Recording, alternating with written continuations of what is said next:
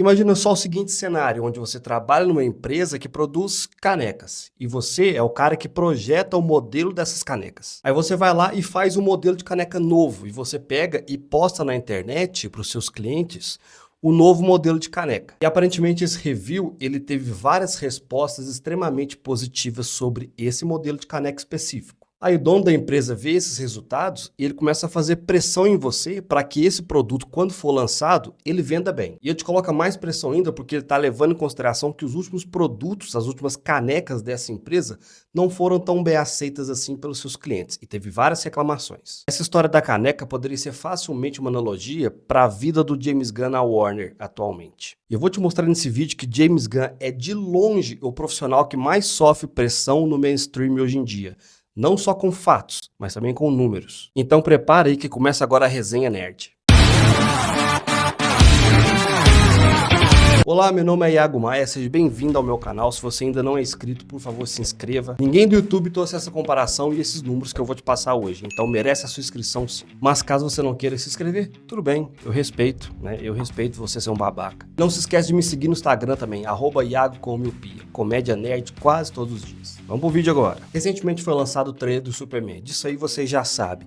E de fato o trailer do Superman, ele vem agradando boa parte dos fãs. E não só dos fãs, da galera que gosta de cinema de modo geral. Isso faz com que a pressão em cima do James Gunn, que é o CEO da DC Studios hoje, aumente cada vez mais. Ainda mais levando em consideração que os últimos anos da DC foi um fracasso monumental, tanto de criatividade, quanto de organização, gestão e principalmente financeiro. Eu fiz um levantamento dos últimos 10 anos da DC no cinema, só levando em consideração a bilheteria. E cara, é assustador. Para simplificar esse vídeo e ficar mais didático e mais rápido, eu fiz o seguinte, eu peguei o valor de produção mais o valor de marketing e comparei com o valor de bilheteria que foi arrecadado de cada filme. E são no total 17 filmes em 10 anos. Em relação a esses valores, eu peguei no Box Office, que é praticamente o site mais confiável em relação à bilheteria mundial. Também tem uma métrica que a gente precisa conversar um pouco antes, que eu já expliquei em outro vídeo, mas eu explico aqui de novo rapidamente. Métrica de produção de um filme. Se o filme X tem um custo de produção de 100 milhões de dólares,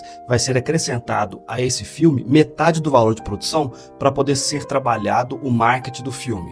Ou seja, o filme X vai ter um valor de produção total de 150 milhões de dólares.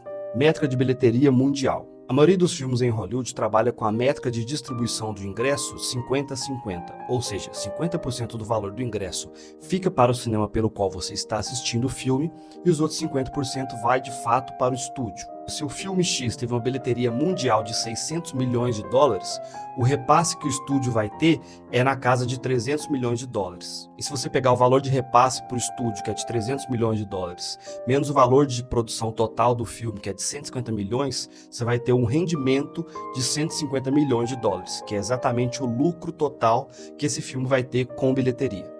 Lembrando que são 17 filmes, eu não vou falar a minha resenha de cada filme, eu só vou falar os valores e pontuar uma coisa ou outra para o vídeo poder ficar mais rápido e mais dinâmico. E a gente começa aqui com Homem de Aço, de 2013. Ah, Iago, você falou que é dos últimos 10 anos. Sim, eu falei, mas o Homem de Aço é de 2013 e foi o filme que fundou o universo do fracassado Zack Snyder. Zack Snyder é um fracassado, mas isso é papo para outro vídeo. Então eu tô colocando ele aqui como menção honrosa, até porque ele é importante para o DC Studios. Homem de Aço de 2013 teve um valor total de produção de 337,5 milhões de dólares, arrecadando uma bilheteria de 670,1 milhões de dólares. Ou seja, o que vai para o estúdio é metade desse valor, que é 335,05 milhões. Prejuízo de 2,45 milhões de dólares. Muito me entristece falar isso, mas é o primeiro de muitos. Batman vs Superman de 2016. Conta com a produção total de 375 milhões e tem uma bilheteria de 874,3 milhões de dólares. É bilheteria boa, não é? Concordo plenamente. Mas gerou um lucro de somente 62,15 milhões de dólares.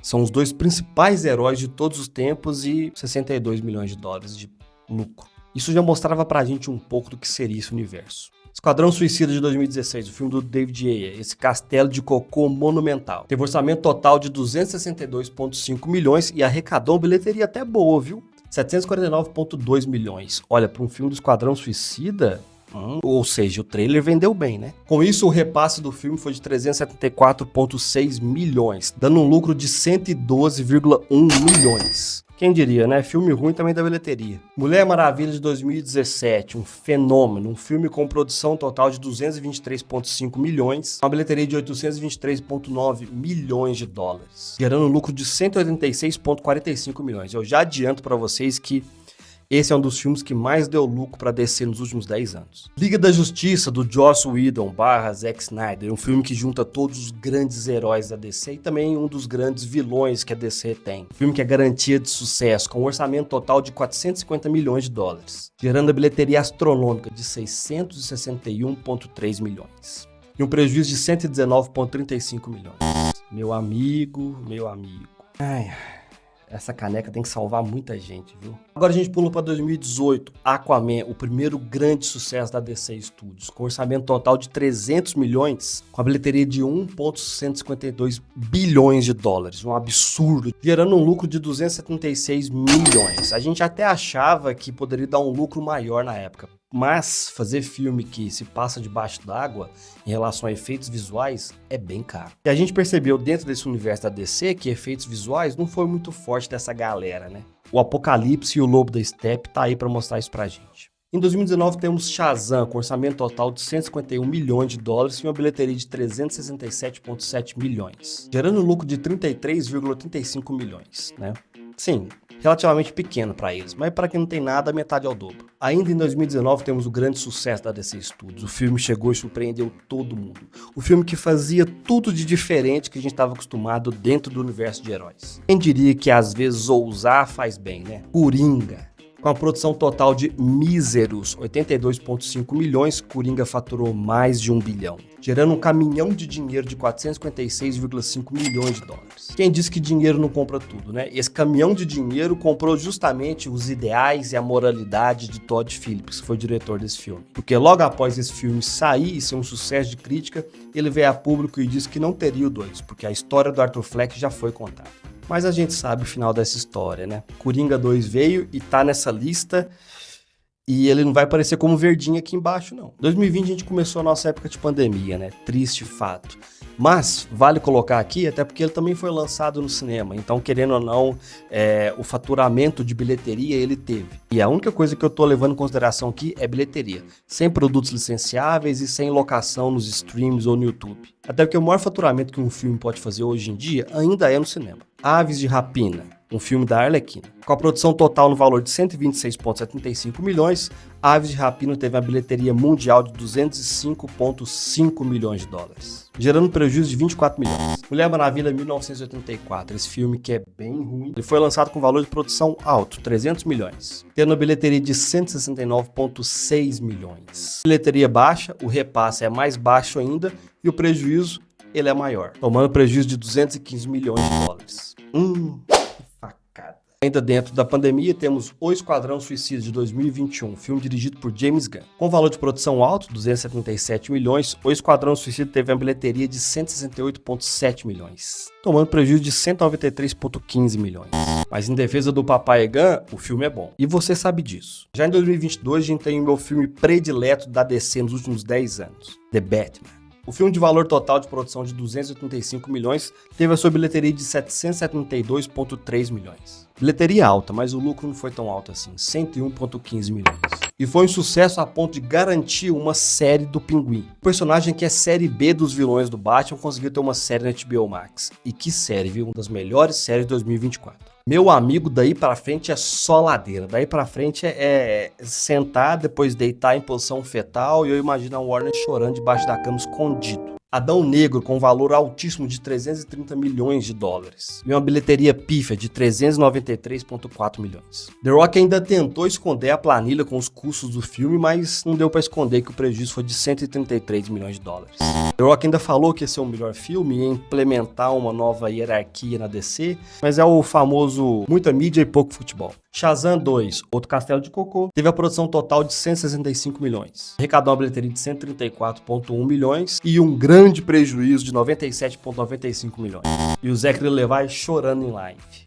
Tá fácil pra ninguém. Agora é triste, o maior prejuízo da DC Studios, The Flash. Reza-se a lenda que o valor total de produção de The Flash tá na casa dos 375 milhões. Mas eu andei pesquisando mais e tem gente que fala que passou dos 430 milhões. Nem no box office o budget do filme tá incluso lá. Sabe por quê? Porque eles têm vergonha, porque com certeza eles gastaram mais dinheiro que isso. O melhor filme de super-herói já feito, de acordo com o senhor da Warner, claro, teve uma bilheteria de 271,4 milhões de dólares. E o recorde de prejuízo. Parabéns, Flash. 239,3 milhões de dólares. Quem diria que os bebês de CGI mal feito ia dar um resultado ruim, né? Ai, quem diria, né? Pausa pro vídeo, eu queria que fosse para um patrocinador ou algum anúncio, mas é só eu com dó da DC. Tanto é que eu vou fazer um pix pra eles aqui agora, tá? Se eu fosse você, eu faria o mesmo, porque tá foda. Besouro Azul, um filme que ninguém lembra. 156 milhões de produção total e uma bilheteria de 130,7 milhões de dólares. E um prejuízo considerável, 90,56 milhões. Meu Deus, eu vou sofrer um treco aqui. E por último, e também não muito importante, Coringa Delíria 2. Com a produção total de 275 milhões e a bilheteria pífia de 206,4 milhões de dólares. Mas com um prejuízo considerável, 181,8 milhões. Quem diria, né, DC, que você pegar e desconstruir tudo que você fez no primeiro filme, que foi um sucesso, ia dar errado no segundo, hein? Quem diria? Aí que essa história fica pior ainda, porque se você pegar no aspecto geral desses últimos 10 anos, em 17 filmes, a DC teve um rendimento muito ruim, de 66,95 milhões. E esse rendimento ele consegue ser pior, porque ele é negativo, ou seja, são 66,95 milhões de prejuízo. E essa história ainda fica muito pior, porque se você comparar com a sua principal concorrente, com a sua arquirrival, que é a Marvel, nos últimos 10 anos, a Marvel teve um lucro de 4,2 bilhões de dólares. Ah, Iago, mas a Marvel tem mais filmes, por isso que tem mais lucro. Claro que não, imbecil. Pra gente ter uma noção unitária de cada filme dentro desse universo nos últimos 10 anos, eu calculei a média da bilheteria total mundial, calculei a média do valor de produção total de cada filme, a média do repasse que cada estúdio ganhou e também a média do lucro que cada filme teve. Continuando no universo da Marvel, a Marvel teve uma média de bilheteria por filme de 980 milhões. Nesses últimos 10 anos, a Marvel teve bilheterias de um filme com Vingadores de 2,8 bilhões. E aí? O último filme da Marvel, que foi um grande evento, foi o Deadpool, teve mais de 1,4 bilhão de bilheteria. Isso joga a média lá em cima. Até porque a Marvel também teve prejuízo, tá? Viúva Negra, Shang-Chi, Eternos, Homem-Formiga 3 e por aí vai alguns. Mas é bem menos que a DC. Pra vocês terem ideia, dos 17 filmes que a DC fez, 10 foram prejuízos e 7 deram lucros. E alguns foram lucros irrisórios, como 33 milhões, que para eles é troco de pinga. A média de valor de produção total da Marvel é de 324,81 milhões. É fácil você investir quando você ganha mais, né? Tá certo. A média de repasse que cada filme da Marvel tem é na faixa dos 490 milhões. Logo, a margem de lucro que a Marvel tem por filme gira em torno da casa dos 165 milhões. Já a DC tem a média de bilheteria na faixa dos 519,3 milhões. Mais de 400 milhões de diferença. Puta merda. Valor médio de produção total gira na faixa dos 263,9 milhões. A média de repasse da DC ela é vergonhosa, 259,7 milhões. Logo, a margem de lucro é mais vergonhosa ainda. Tão vergonhosa a ponto de não existir. Não é margem de lucro, é margem de prejuízo. A DC tem um prejuízo médio nos últimos 10 anos por filme de 3,94 milhões. Fiquei com tanta dó que eu vou fazer outro pix aqui, galera, na moral. Imagina você, dono da DC, o seu principal concorrente, ele tá lucrando nos últimos 10 anos 4,2 bilhões de dólares. E você aí tá pagando pra existir. Aí agora a gente volta pra essa caneca aqui, que é o filme do Superman. Meu querido, o James Gunn, ele é de longe, tranquilamente, o profissional do mainstream que sofre mais pressão no planeta Terra hoje em dia. Se esse filme do Superman, ele fracassar em bilheteria, coisa que eu acho difícil, ele vai colocar em risco todo esse universo que ele mesmo está construindo e escrevendo. Claro que a DC não vai quebrar a ponto de não fazer mais filmes e fechar o estúdio. Mas se os primeiros filmes não forem bons e não derem bilheteria, a chance de diminuir a produção, ela começa a aumentar consideravelmente. E a gente tem exemplos que foram recentes, os da Fox e a Sony também. Antes da Sony fazer esse universo maluco do Aranhaverso sem Homem-Aranha, que é um caminhão de cocô gigante, a Sony não estava muito confiante nos seus últimos resultados e investimentos. Tanto é que ela estava fazendo filmes do Homem-Aranha a cada 3, 4 anos, para não perder os direitos. Para posteriormente, em parceria com a Marvel, voltar os direitos temporários para a Disney. A Fox foi a mesma coisa, teve vários filmes da Fox que não deram bilheteria boa,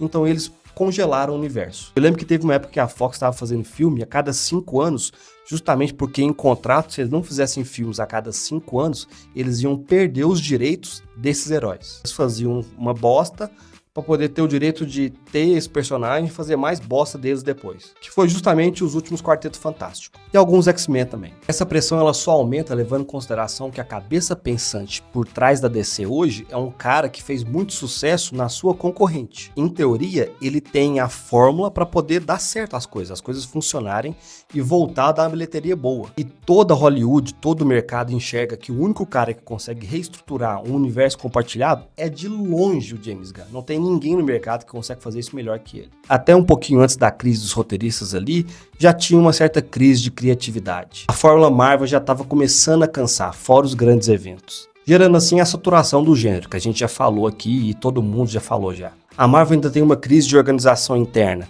mas ainda assim, se comparada com a DC, muito pequena. Até porque o Kevin Feige notou isso com uma certa antecedência e já congelou um monte de projeto. Agora, a DC, ela tem uma crise estrutural, tem uma crise de organização, produção, gestão, criativa e principalmente financeira. Ainda mais porque recentemente a Discovery comprou a Warner Bros. Então, querendo ou não, a Warner já está numa crise financeira já tem um tempo. E todo esse business em volta dos estúdios faz com que a pressão em cima do James Gunn ela aumente cada vez mais. Isso é muito notório. E eu e você que é fã de herói, a gente tem que torcer que para os dois estúdios se deem bem, porque isso faz com que a qualidade dos filmes aumente. Diminui o número de filmes lixo que a gente tá tendo nos últimos anos. Pelo amor, ninguém aguenta mais, meu irmão.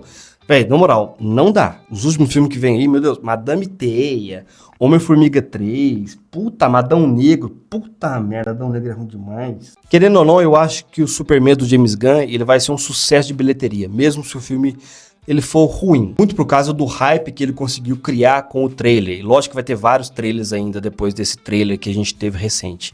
Mas o filme ele tende a ter uma bilheteria boa porque o hype de toda a grande indústria está voltada pro James Gunn. Nem é pro Superman em si, mas é pro James Gunn. Então eu acho que isso vai garantir uma boa bilheteria. Só que além da boa bilheteria, ele tem que ser bom de crítica também. Porque o que a DC fez nos últimos anos em relação a sucesso de crítica, meu querido, meu irmão, estourou um cano de filme ruim ali que eu vou te contar, viu? Puta que pariu. A crítica precisa olhar pra DC de novo e voltar a ter esperança nos filmes. Porque hoje, meu amigo, a DC, ela tá sinônimo de filme ruim. A Marvel também, mas a DC, por causa do histórico, ela tá mais. Querendo ou não, isso é verdade. O que resta é a gente ter esperança. E esse filme é perfeito pra isso, porque o protagonista, ele é a esperança. Então, tenhamos esperança. Mas é isso, então esse foi o vídeo da semana. Não se esquece de se inscrever no canal, dá o like se você gostou do vídeo. Se você não gostou, dá o like também, foda-se. Comenta aqui embaixo se você tem esperança no Superman da DC e na DC de modo geral. Eu tenho esperanças, e você? Não esquece de me seguir no Instagram também, @iago_com_miopia. Segue lá. No mais é isso. E esse foi o vídeo. Muito obrigado. Fui!